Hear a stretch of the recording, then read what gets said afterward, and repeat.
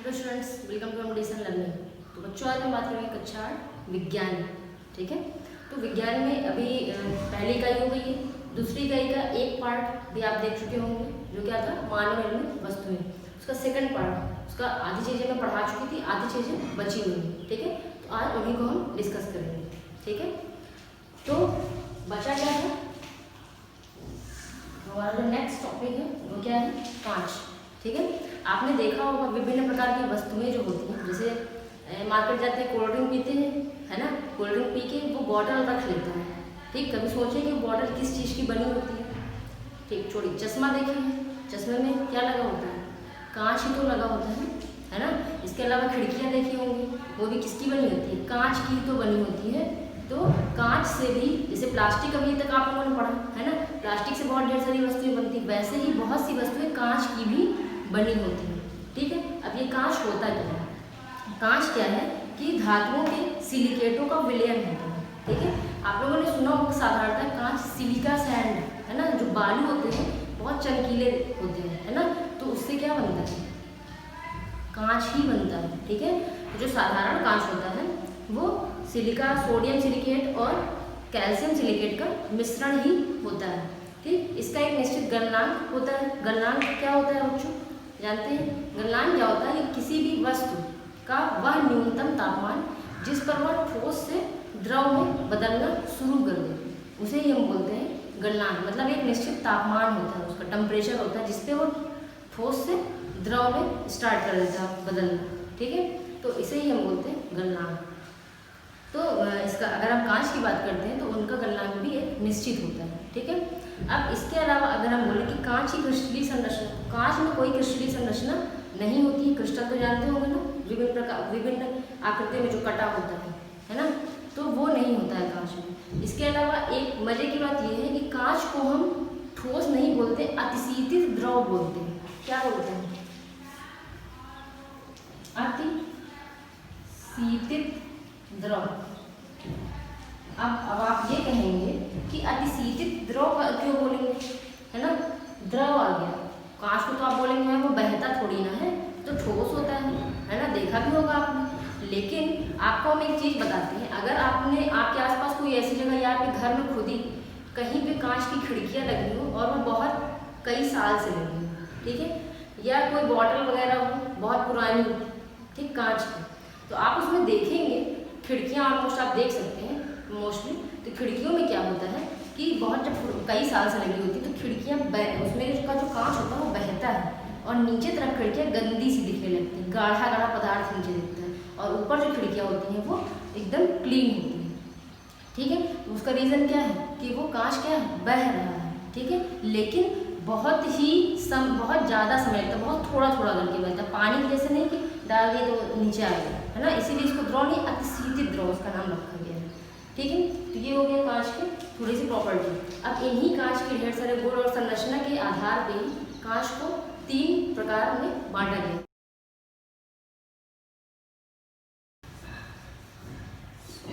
ये 3 प्रकार के, एक अभी और आपको आगे मिलेगा, जिसे हम बोलते हैं फोटोक्रोमिक कांच। ठीक है।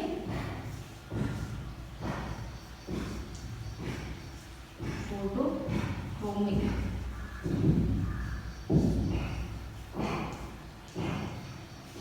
ठीक, साधारण, कठोर, फ्लिंट और फोटोक्रोमिक। ठीक है। चलिए इनको वन बाय वन करते हैं, डिस्कस कर लेते हैं।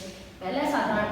साधारण कांच क्या होता है, वो सोडियम कार्बोनेट, ठीक है, चूना पत्थर और रेत के मिश्रण से मिलकर बना होता है। इसका उपयोग कहाँ पे होता है, अमूमन खिड़कियों के शीशे में और बोतलों को बनाने में। ठीक है। अब सेकंड नंबर क्या है, कठोर कांच।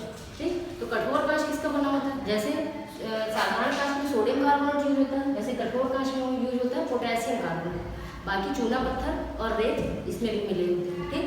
तो इसका उपयोग कहाँ पे होता है, प्रयोगशाला के उपकरण बनाते हैं। प्रयोगशाला के उपकरण जैसे फ्लास्क है, परख नली है ना, सुने होंगे ये सारी चीज़ें, विद्यालय में आपने देखा भी होगा, विभिन्न प्रकार के प्रयोग भी किए होंगे, है ना। तो ये सारी चीज़ें जो बनी होती है वो कठोर कांच की बनती है। ठीक है।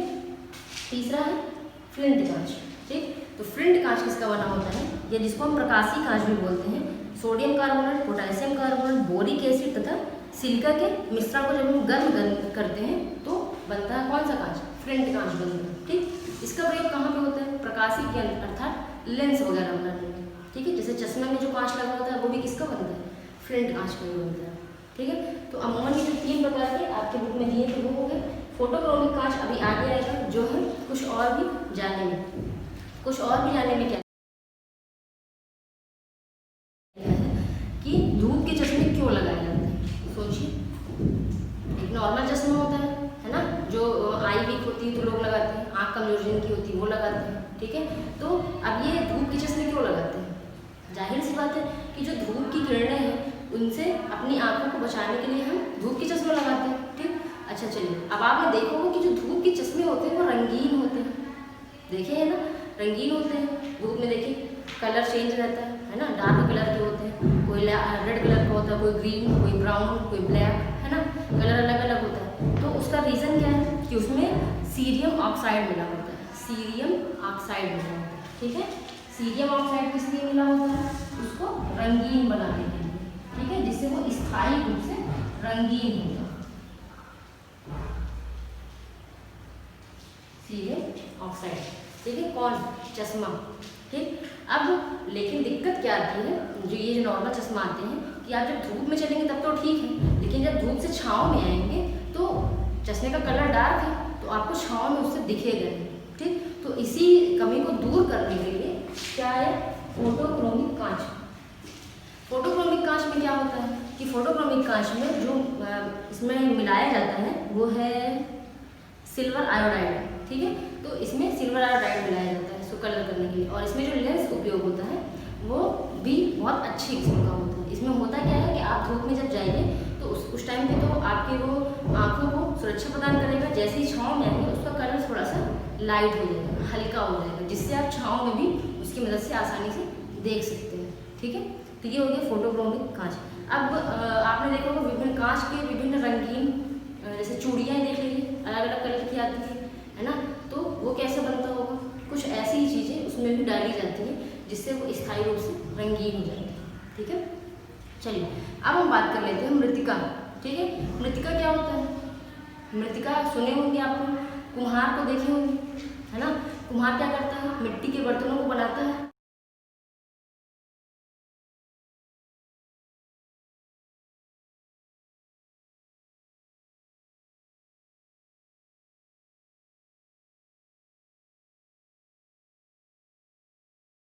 देखा है आपने मिट्टी के बर्तनों को, घर में 1 2 4 तो होंगे ही मिट्टी के बर्तन, है ना।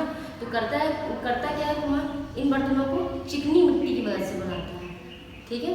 और चिकनी मिट्टी की मदद से पहले वो क्या करता है, चाक के द्वारा कच्चे बर्तन तैयार करता है और उन्हीं कच्चे बर्तन को उच्च ताप पर पकाता है, जिससे क्या बन जाते हैं, पके बर्तन। इन्हीं पके बर्तनों को ही हम कहते हैं मृत्तिका, ठीक है। इसके अलावा आपने अपने घर में देखा होगा चीनी मिट्टी के बर्तन भी देखे होंगे, है ना, चीनी मिट्टी का कप प्लेट वगैरह भी आता है। इसके अलावा नहीं भी है तो जो फ्यूज लगा होता है, वाइट कलर का फ्यूज घर में बिजली वाले में लगा होता है, उसको निकालने तो लाइट चली जाती है ना, तो वो फ्यूज भी किसका बना होता है, चीनी मिट्टी। तो आपने कलर नोटिस किया चीनी मिट्टी के बर्तन का, वाइट कलर का होता है, इसीलिए उसको हम सफ़ेद मृत्तिका भी बोलते हैं। अब ये चिकनी मिट्टी कहाँ से इनको मिलती है, तो देखिए आपके इसमें दिया हुआ है कि कौन सी चट्टान, आग्नेय चट्टान। आग्नेय चट्टान में फेल्डस्पार खनिज के क्षरण से, क्षरण का मतलब क्षतिग्रस्त होना, है ना, कि टूटने से एक विशेष प्रकार की मिट्टी प्राप्त की जाती है। इसी को बहुत महीन चलने से चाल लिया जाता है, ठीक है। उसके बाद जल में जैसे आटा गूंथते हैं ना, वैसे ही उसको भी गूंथ लिया जाता है, ठीक है, मतलब सान लिया जाता है और उसके बाद उसको कुछ दिनों के लिए रख देते हैं। इससे होता क्या है कि वो एकदम सॉफ्ट हो जाती है, बहुत मुलायम हो जाती है। मुलायम हो जाएगी उसके बाद आप उसको किसी भी शेप में, किसी भी आकार में या आकृति में उसको ढाल सकते हैं, जैसा कि कुम्हार लोग करते हैं, ठीक है। विभिन्न प्रकार की मूर्ति है, खिलौने हैं, टाइल्स हैं, ये सारी चीज़ें आसानी से बन जाती हैं, ठीक है। इसके बाद जब कच्चे बर्तन तैयार हो जाते हैं तो इनको पहले सुखाया जाता है, फिर उच्च ताप पे गर्म किया जाता है, जिससे ये क्या हो जाते हैं, सरंध्र इनमें हो जाते हैं। सरंध्र का मतलब छोटे छोटे छिद्र हो जाते हैं, ठीक है। उसके बाद फिर इन छिद्रों के ऊपर, मतलब कि ये जो बर्तन तैयार हो गया उसके ऊपर एक रसायन लगाया जाता है जिसे हम बोलते हैं लेड ऑक्साइड या टिन ऑक्साइड, ठीक। इसका रसायन चढ़ाया जाता है। इससे होता क्या है कि ऊपर का लेप पिघल कर चमकीली परत के रूप में छिद्रों को ढक देता है। अगर छिद्र ढक जाएंगे, अगर छिद्र रहेंगे तो पानी इसमें से हल्का हल्का रिसेगा, है ना। तो जो लेप लगा देते हैं उससे पानी रिसता नहीं, वो वाटर प्रूफ हो जाता है, ठीक है। कौन सा लेप लगाया जाता है? लेड ऑक्साइड का, ठीक है, ध्यान रखिएगा। चलिए अब नेक्स्ट टॉपिक है साबुन। साबुन सुने भी होंगे, यूज भी किए होंगे, है ना, बहुत अच्छे से डेली यूज करते हैं, सभी लोग यूज करते हैं, है ना। साबुन के बारे में जानते भी होंगे आप लोग, ये होता क्या है। तो नॉर्मल क्या करते हैं, इसको हम औषधि के रूप में प्रयोग कर सकते हैं। जैसे त्वचा के रोगी जो होते हैं वो विभिन्न प्रकार मतलब अलग प्रकार का साबुन यूज करते हैं, ठीक है। तो उनमें ये बने किस चीज़ के होते हैं? कार्बोलिक अम्ल, गंधक या नीम का तेल, ये सारी चीज़ें उसमें मिलाई जाती हैं। तो नॉर्मल जो साबुन होता क्या है, वो उच्च वसीय अम्ल के सोडियम तथा पोटेशियम लवण होते हैं, ठीक है। अब ये होता क्या है, अभी आप 10th में बहुत डिटेल में इसको पढ़ेंगे, ठीक है। इन्हें प्रायः सोडियम अथवा पोटेशियम हाइड्रोक्साइड तथा वनस्पति तेल पारस्परिक क्रिया द्वारा बनाया जाता है। इतनी सारी चीज़ें मिला के रिएक्शन कराई जाती है, उससे किसका निर्माण होता है? साबुन का निर्माण होता है, ठीक है। नॉर्मल साबुन मार्केट में आप जो देखते हैं वो वही साबुन की हम बात कर रहे हैं, ठीक है। अब नेक्स्ट क्या है? अपमार्जन। अभी अपमार्जन क्या है? जैसे कभी आपने मार्केट आप गए होंगे साबुन लेने के लिए, तो कभी कभी लिखा होता है साबुन टिकिया के ऊपर डिटर्जेंट, ठीक है। तो यही डिटर्जेंट क्या है? अपमार्जन, ठीक है। तो ये अपमार्जक क्या करते हैं? पानी में घोलने पर झाग देते हैं। देखा भी होगा आपने, जैसे आप निरमा जिसको बोलते हैं उसको भी पानी में डालते हैं तो झाग देता है। तो ये क्या है? अपमार्जक को ही डिटर्जेंट या डिटर्जेंट को ही अपमार्जक बोलते हैं।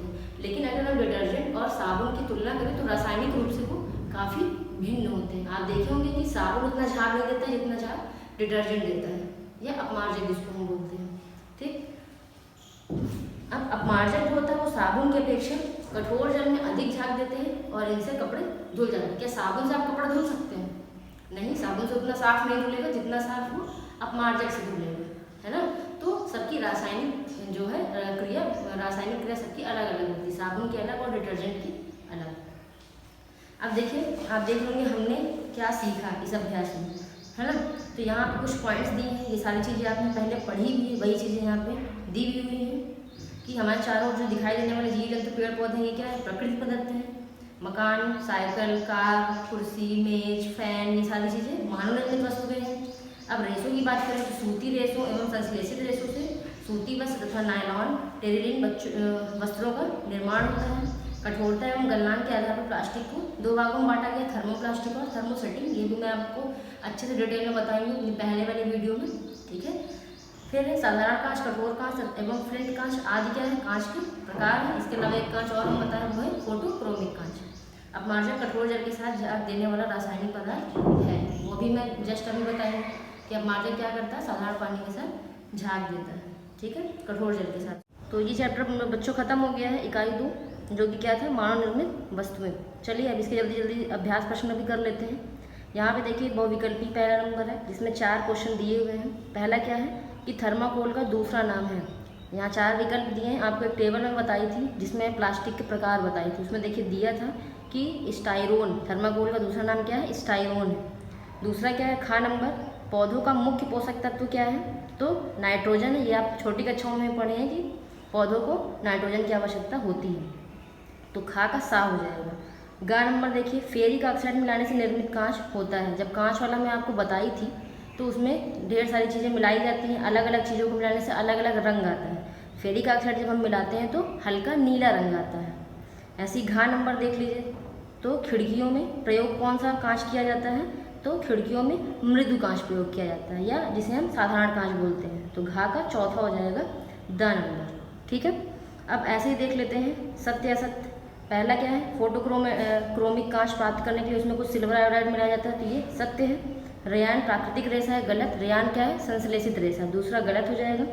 तीसरा देखिए, सीमेंट, साबुन, प्लास्टिक आदि मानव निर्मित वस्तुएं हैं, तो ये क्या है? सत्य है, ये सारी मानव निर्मित वस्तुएं ही हैं। चौथा है, एंटीबायोटिक दवाओं का उपयोग कीटाणुनाशक के रूप में किया जाता है, तो ये भी मैं आपको बताई थी, तो ये भी क्या है? सत्य है। ऐसे ही तीसरा देख लीजिए, रिक्त स्थानों की पूर्ति कीजिए। मेलामाइन का उपयोग प्लास्टिक के क्या बनाने में किया जाता है? प्लास्टिक के बर्तन बनाने में मेलामाइन का उपयोग करते हैं, ठीक है। ऐसे ही खा है सूत, रेशम, ऊन। ये किस प्रकार के रेशे हैं? ये प्राकृतिक है। सूत भी प्राकृतिक है, रेशम कीट से मिलता है, ऊन भी मिलता है ना। ये सब प्राकृतिक है, खुद से थोड़ी ना इंसान बनाता है। ग नंबर है धूप के चश्मे सूर्य की। जो धूप के चश्मे हम लगाते हैं वो सूर्य की कौन सी किरणों से? पराबैंगनी किरणों से हमारी आंखों को बचाते हैं। ऐसे ही घा देख लीजिए, सोडियम हाइड्रोक्साइड और वनस्पति तेल की क्रिया से क्या बनता है? साबुन बनता है। साबुन भी मैं आपको पढ़ाई हूँ। ऐसे ही लास्ट देख लीजिए अंगा नंबर, खाली स्थान रेशों से बने कपड़े अधिक टिकाऊ और सस्ते होते हैं। तो किसमें से बने? संश्लेषित रेशों से। मैं इसका भी एग्जाम्पल दी थी, संश्लेषित और जो प्राकृतिक रेशे होते हैं उसमें जो संश्लेषित रेशे होते हैं उसके कपड़े जो है अधिक टिकाऊ होते हैं और देखने में सुंदर और चमकदार लगते हैं, है ना। तो अंगा नंबर में क्या होगा? संश्लेषित होगा। तो ये था रिक्त स्थान, ठीक है। अब इसके बाद है संक्षेप में उत्तर दीजिए। तो उसे इसके बाद मैं करवाऊंगी। सबसे पहले हम इसमें मिलान कर लेते हैं, ठीक। उसके बाद दोनों क्वेश्चन नंबर चौथा और छठवां प्रश्न उत्तर इकट्ठा हो जाएगा, ठीक। तो पांचवा पहले देख लेते हैं। मिलान में क्या करना है? पहला क्या है? मनुष्य तथा मशीनों द्वारा तैयार की गई वस्तुएं, तो वो मानव निर्मित वस्तुएं कहलाएंगी। तो का हो जाएगा? बा। खा नंबर क्या है? मकान बनाने में किसका उपयोग होता है? ईंट, सीमेंट, सरिया का ही होता है। तो खा का दा हो जाएगा। जैसे ही गा देखिए, सीमेंट के नए प्लास्टर पर किसका छिड़काव आवश्यक होता है? मैं इसके बारे में तो मैं बहुत डिटेल में आपको बताई थी, है ना। पानी का ही छिड़काव करते हैं जिससे उसमें मजबूती आए। ऐसे ही घा देखिए, रेयान रेशों को क्या कहते हैं? कृत्रिम रेशा। रेयान कृत्रिम रेशा ही तो है, ठीक। तो घा का हो जाएगा सा नंबर। तो ये था मिलान। अब हम लोग आ जाते हैं क्वेश्चन नंबर चौथा, जो कि है संक्षेप में उत्तर दीजिए। अब आपको यहाँ पे 1 बाई 1 का, खा, गा, घा, अंगा और चा सबके 1 बाई 1 आंसर दिए जा रहे हैं। आप देख लीजिएगा सारे आंसर्स को, ठीक है।